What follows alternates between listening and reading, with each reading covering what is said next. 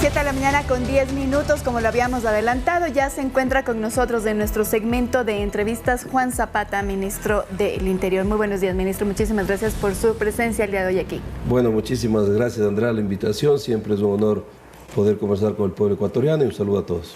Ministro, justamente conversábamos, parecería ser que este feriado hubo bastante calma en el tema de seguridad. Bueno, mire, nosotros planificamos el feriado justamente con varios operativos, ¿no? Tuvimos más de 48.000 policías, estuvimos 100% activados en todo el territorio ecuatoriano, en donde se colocó el personal operativo en playas. Era importante darle la tranquilidad, sobre todo a Montañita, Manta, porque tuvimos dos temas puntuales y a veces nosotros hemos sido absolutamente claros. No era un tema de Montañita, no era un tema que se originaba esta violencia criminal en Montañita, era un tema que usted sabe, entre rivales de bandas, obviamente querían victimar a Morro, que era el brazo derecho de Fito, y ese evento se hubiera ocurrido en cualquier lugar a donde él se trasladó a Montañita, y lastimosamente en esta guerra tan ya sin códigos que se están dando entre los GDOs, se produjo lastimosamente este evento que tuvimos en Montañita. El caso de Manta es un caso similar, asesinan a este ex agente civil de tránsito en Guayaquil, lo trasladan a Manta para el velorio y nuevamente con estos guerras por tema de drogas, inclusive ahí se da el evento en Manta, pero no es un tema que se estaba dando por situaciones en Manta. Sin embargo, nuestra orientación estaba a hacer operativos en todas las playas ecuatorianas. Creo que la ciudadanía supo reconocer la presencia policial, la presencia de Fuerzas Armadas. No tuvimos incidentes. Y también los ejes viales. Yo mismo recorrí desde Quito hasta por la vía Loac Santo Domingo, tomamos el Carmen, fuimos hasta el Chone y muy buena presencia de policías en las vías, lo cual ha dado que tengamos estos resultados que nos alegra, que la ciudadanía tenga tranquilidad. ¿Cómo se encuentra la situación en El Oro? Entendemos que también este fin de semana se registró una balacera ahí. Así ahí hubo lastimosamente un evento en una barbería, estamos justamente en investigación, 2 fallecidos, y también todo apunta a justamente estas situaciones que lastimosamente lo estamos viviendo. Vuelvo a insistir, con lo que en el feriado, en el feriado hemos decomisado cerca de 4 toneladas de droga, ¿no? Se han incautado cerca de 4 toneladas de droga, con lo cual a las 83 que teníamos registradas son 87 toneladas. Esta misma, digamos, lucha de territorios por tema del microtráfico, estas luchas de rutas, estas luchas de determinación de poderes, inclusive de economías ilegales, hacen que tengamos estos protocolos ahora, estos enfrentamientos entre GDOs que ya no están respetando códigos, porque mire, antes muchas veces la muerte era selectiva, ahora ya no hay códigos, disparan a mansalva, de manera criminal, y eso es lo que a veces son los impactos, porque mire, nosotros tenemos lo que se llaman estas victorias tempranas, ¿no? Vamos generando golpes, mire el caso de Esmeraldas, mire el caso de Durán, estamos operando en este momento. Esmeraldas, creo que el mismo presidente de la Cámara de Turismo supo reconocer ya la tranquilidad que está viviendo la ciudad. Pero lastimosamente, cuando hay un evento de estos que está relacionado, vuelvo a insistir, por este enfrentamiento de bandas, nos altera sobre todo lo bien que vamos llevando algunos temas de seguridad. Pero, ministro, ¿cuál es la estrategia entonces para apuntar precisamente ahí? Como usted ya lo ha dicho, por ejemplo, tuvimos en Manta, en el velorio, una balacera y, como usted dice, indiscriminadamente llegan a disparar. También lo tuvimos de Montañita, ahora lo tenemos en El Oro. ¿Cuál es la estrategia entonces para que eso no se produzca y que incluso haya estas víctimas colaterales? Es que es bastante complicado el poder, vuelvo a repetir, anticiparnos a hechos de grupos delictivos. Miren, por ejemplo, lo que pasó en Manta, cuando un grupo de sicarios viajó a un hotel, se alojó en un hotel de Manta porque querían victimar a miembros de un GDO. Este GDO se les adelanta y les atacan en el hotel. ¿Cómo podemos nosotros poder determinar aquello? ¿Cómo está funcionando ahí la inteligencia policial? Mire, inteligencia policial, hemos prevenido muchos incidentes, muchísimos, pero lastimosamente esos no se cuentan ni se ven. Salen los que salen, obviamente, de la investigación de inteligencia policial, pero es muy difícil porque también buscamos todas las estrategias, pero a veces dependemos de actos puntuales como estos, ¿no? Como el tema mire, siempre el caso de Morro, por ejemplo. Nosotros estamos atrás y sobre todo estamos activados porque a lo mejor eso va a generar una reacción. ¿Dónde, cuándo y cómo? Es lo que tenemos que saber y es lo complicado también.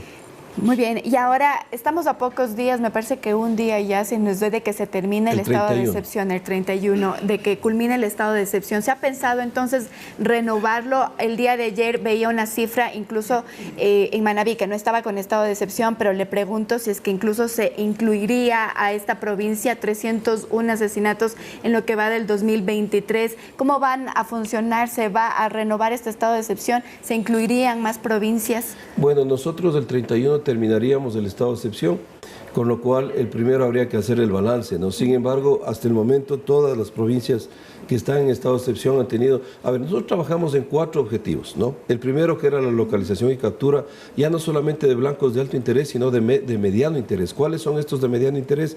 Aquellos que generan la violencia en los territorios, los del microtráfico, los sicariatos, y en eso nos ha ido muy bien. Hemos capturado bastante, se han dado golpes y le voy a dar exactamente, pero bueno, vamos por orden. El segundo es justamente el tema de las vacunas de extorsión. En eso hemos tenido un éxito muy importante. Muchísimas de las bandas dedicadas a la vacuna de la extorsión han sido desarticuladas y están ya a órdenes de la justicia, ¿no? El tercer punto era justamente la concentración dinámica, estos operativos masa a través de puntos, digamos, móviles, que nos da también esa percepción que la gente mire a las fuerzas del orden en lugares críticos y no críticos. Es decir, me refiero a aquellos, estamos interviniendo, por ejemplo, el caso de Guayaquil, en 4 distritos, Florida, Distrito Sur, Prosperina y sobre todo Pascuales. Pero también tenemos que tener operativos móviles, digamos usted, en centros comerciales, en terminales terrestres, que la gente vaya y sienta la tranquilidad de que está las fuerzas del orden en el territorio. Y sobre todo el otro era el de homicidios, el de muertes violentas, homicidios intencionales. En el caso de Guayaquil tenemos todavía, en la comparación, al momento ya estaríamos hablando de 55 días. 58 días prácticamente. Sí. Es decir, está actualizado hasta el día de hoy. Mire, tenemos un 5% de reducción. Antes del estado de excepción tuvimos 412 muertes violentas, hoy tenemos 392, hay una reducción de 20 muertes violentas o el 5% en porcentaje. En el caso solo para dejarlo claro, 412 muertes violentas por 58 días antes del estado de excepción, comparado con los 58 días que va el estado de excepción, hay esa reducción. Okay. Y en el caso de los ríos tenemos el 15%, 115 tuvimos antes, ahora 98, esto traducido a un número, a un valor absoluto son 17, y en el caso de Santa Elena tenemos una reducción del 19%, en el valor absoluto son 7, lo que significa que hemos tenido hasta el momento 44 muertes violentas menos en el estado de excepción. ¿Qué es lo que va a determinar que nosotros continuemos o no? Es el Gabinete de Seguridad. El señor presidente está, como ustedes saben, viaja hacia Brasil por un tema de presidencial allá. Sin embargo, nosotros analizaremos aquello, porque ¿cuál es la parte importante del estado de excepción que la norma ordinaria no nos permite? Es el que podamos ingresar a viviendas sin necesidad de orden de autoridad competente.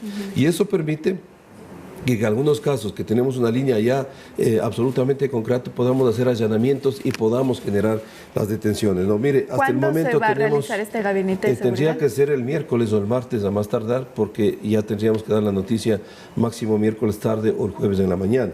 Sin embargo, también para terminar, Andrea, mire, tenemos 3.005 detenidos en estas 3 provincias, tenemos 562 armas de fuego incautadas, 479 armas blancas, tenemos, sobre todo lo que nos ha preocupado también son 56 toneladas de droga, ¿no?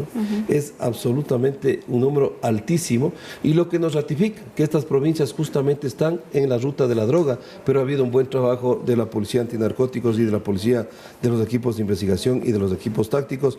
Pero algo que también es importante es lo que yo les decía, la desarticulación de 89 grupos de delincuencia organizada que están a órdenes de la justicia y que nos ha llamado también la atención, Andrea.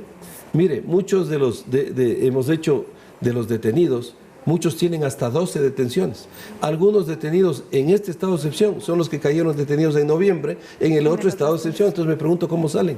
También es necesario que analicemos aquello, porque si la policía hace su trabajo, necesitamos también el complemento fundamental. Y eso ya lo hemos venido diciendo varias veces, cerca de 3.000 municiones. Y en eso, precisamente para no desviarnos de ese tema, ¿han ustedes tenido entonces diálogos ya en el tema de justicia con las autoridades judiciales para que precisamente no ocurra aquello? Bueno, nosotros tenemos una mesa con la Corte Nacional de Justicia. En Guayaquil se reunió también el Consejo Nacional de la Judicatura con algunas autoridades y es lo que les hemos venido pidiendo siempre, o sea que generemos ese complemento fundamental, porque yo no me explico cómo GDOs porque mire, los 175 blancos de mediano interés que se capturó en Guayaquil, que fueron responsables inclusive de actos terroristas con los coches bombas, todos fueron evidenciados, pero algunos resulta que ahora tenemos nuevamente detenidos en este estado de excepción. Entonces la policía hace un trabajo enorme, tenemos enfrentamientos a bala, hemos tenido 34 procedimientos y eso sí, Andrea, lo quiero volver a ratificar y es un mensaje firme y fuerte. En los 34 procedimientos que nosotros hemos venido diciendo, ante amenazas letales seguirán existiendo respuestas letales. Y hay 34 valientes policías que hicieron uso de su arma de fuego y han sido abatidos 34 delincuentes. Y en esa línea vamos a seguir. Afortunadamente en estos casos no hay ningún policía que esté privado de su libertad porque se evidenció que fue en uso legítimo de la fuerza, pero necesitamos el complemento de las decisiones judiciales que hemos visto mejoras, sí. Ya hemos visto, por ejemplo, en Esmeraldas, ¿no?, el caso de estos cabecillas de bandas que cayeron en estos últimos golpes que hemos dado, que ya están con prisión preventiva. El caso del comandante Pullas es fundamental también decirlo, el caso de Calvo. Sin embargo, a nosotros todavía nos queda en el ambiente esa liberación de Elvi, ¿no? Ministro, ¿cómo continúan este proceso para la adquisición de equipamiento? ¿Cómo continúa también este mantenimiento que se tenía previsto para algunos vehículos de la Policía Nacional? A ver, hay dos temas, Andrea, que hay que ser claros, ¿no? Nosotros tuvimos la escisión, es decir, la división entre el Ministerio de Gobierno y el Ministerio del Interior. Yo llegué a finales del último trimestre del año anterior y obviamente todavía ese proceso de decisión se venía dando.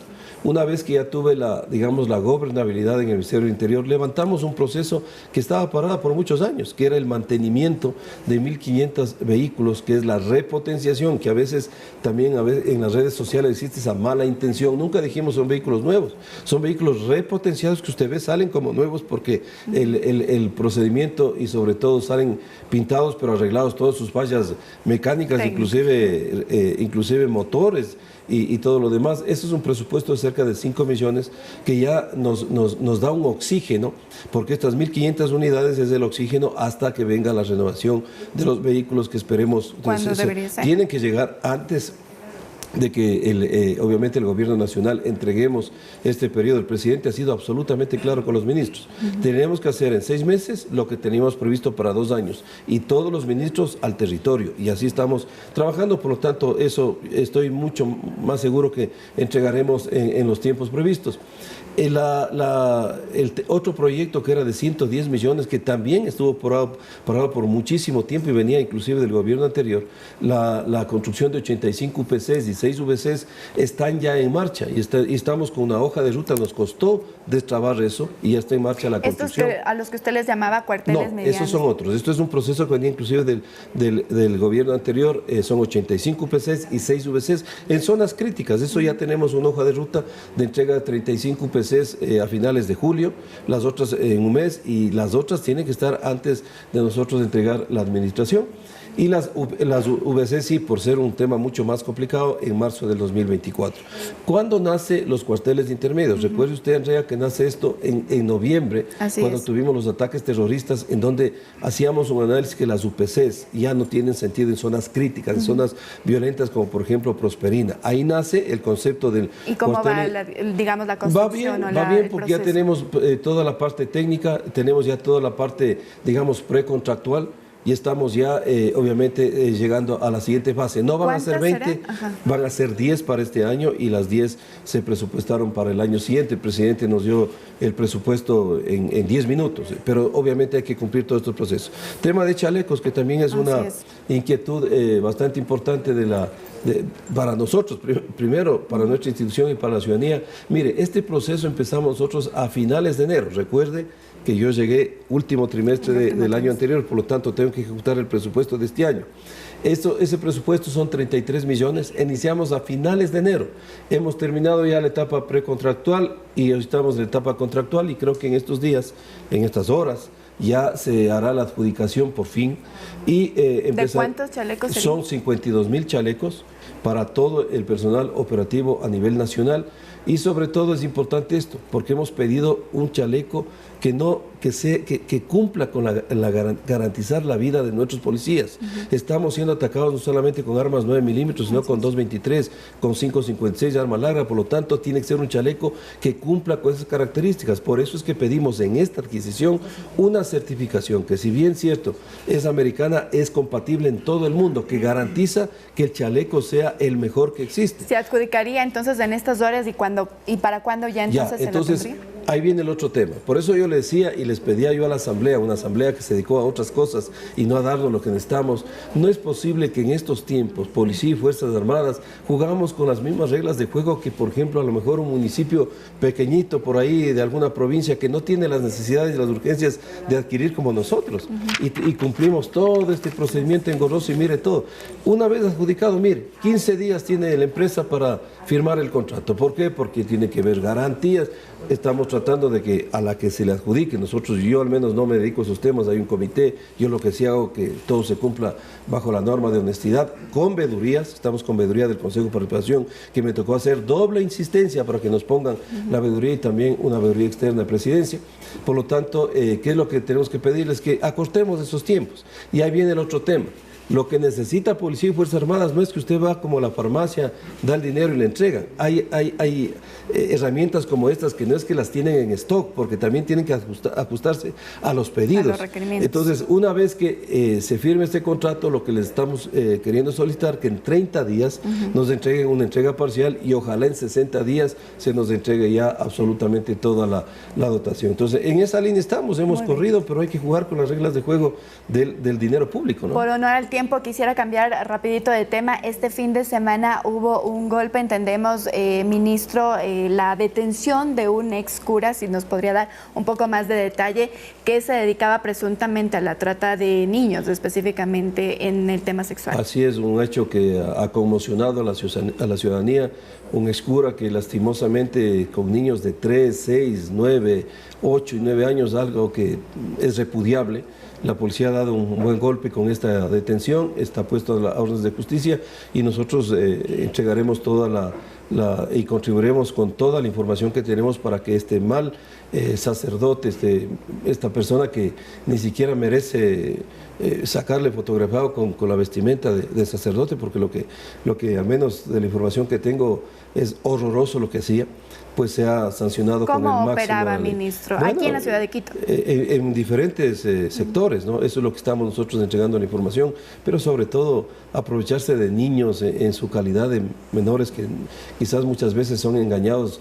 Es algo que indigna. Así que esperemos que la justicia también le caiga con todo el peso de la ley. ¿Operaba solo, ministro? Es muy difícil que opere solo, pero sin embargo ya es la investigación y la autoridad competente la que decida. Lo importante es que está detenido y sobre todo está puesto a órdenes de la justicia y es un buen trabajo de la Policía Nacional. Perfecto. Y finalmente, ministro, la semana pasada conocimos que desde el Consejo de Participación Ciudadana se lo convocó a usted para que rinda pues su versión respecto de lo que se ha ejecutado en el Ministerio del Interior. Usted, y se ha informado, no asistió a esa convocatoria, va a asistir a las siguientes que se le haga porque ya se ha adelantado que se le volverá a convocar. Mire, yo creo que el país necesita gobernabilidad.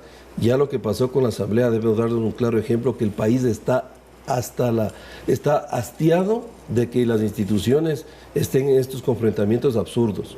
El Consejo de Participación Ciudadana no tiene la competencia de hacer lo que quería hacer con el ministro del Interior, ni tampoco tiene la competencia de fiscalizar los decretos del presidente de la República. Para eso está la Corte Constitucional. En el caso mío, cualquier ciudadano no me puede pedir la audiencia pública, pero lo que dice claramente el artículo 73 y el artículo 74 dice: la habilitación de dicha audiencia corresponde a la autoridad responsable de esa institución.